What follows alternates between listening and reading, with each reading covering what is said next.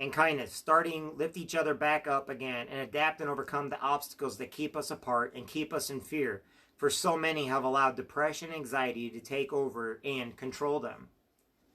Marines, I ask each of you, knowing of all the hurt, heartache, pain, and loss you have each endured, to call each Marine.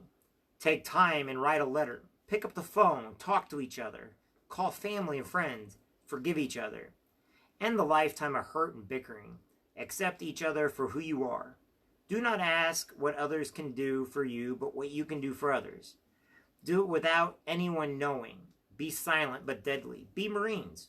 Show why our bonds are stronger than any virus, politician, and media outlet. Marines, you each matter who you are. Be the example. Be the beacon of hope. During these times, Marines have the fog and fear of war.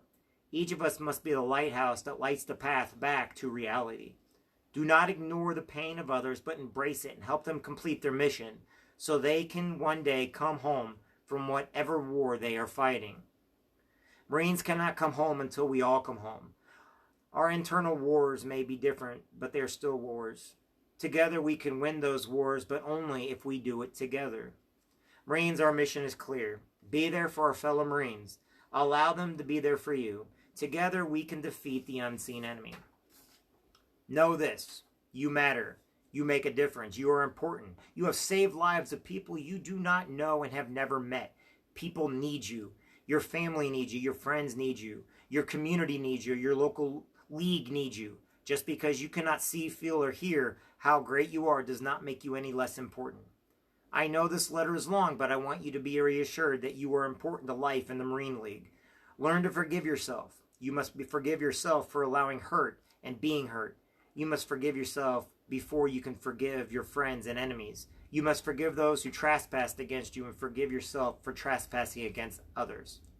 Last, to all Vietnam veterans, welcome home. We love you and we are grateful for you. To all Korean veterans, your war is no longer forgotten and we will always remember. To each of the Gulf War veterans, each of you, just being there was a weapon of the mind to show the men and women of those countries what freedoms really are. To those of Afghanistan and the Iraq wars, you just being there saved lives and reminded cultures thousands of years old that life is always changing for the better and that hope is still alive. We have never been to these places to take over. We went to these places to give freedom, hope, encouragement, to give the idea of freedom. We are not there to kill, but to educate and remind different cultures that hope and freedom still exist and are possible. As much as we love America and the freedoms we have, our own way of life, and our freedom, as in some countries, is still a dream, and the idea that must never be put out. To those left from World War II, thank you for our freedom and our right to exist and our right to have freedom.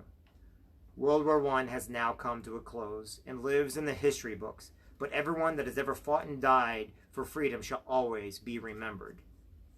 My name is Jeffrey Jansen. I am the Commandant of the Marine Corps League Gem City Detachment 790 out of Quincy, Illinois. I am a proud father and a proud Marine.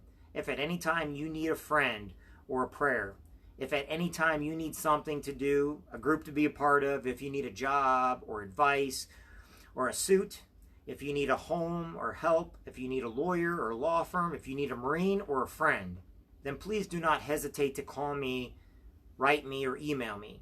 We are all in this together, and I am here to remind you of how great you really are. Commandant Marine Corps League, Gem City Detachment 790, Jeffrey W. Jansen.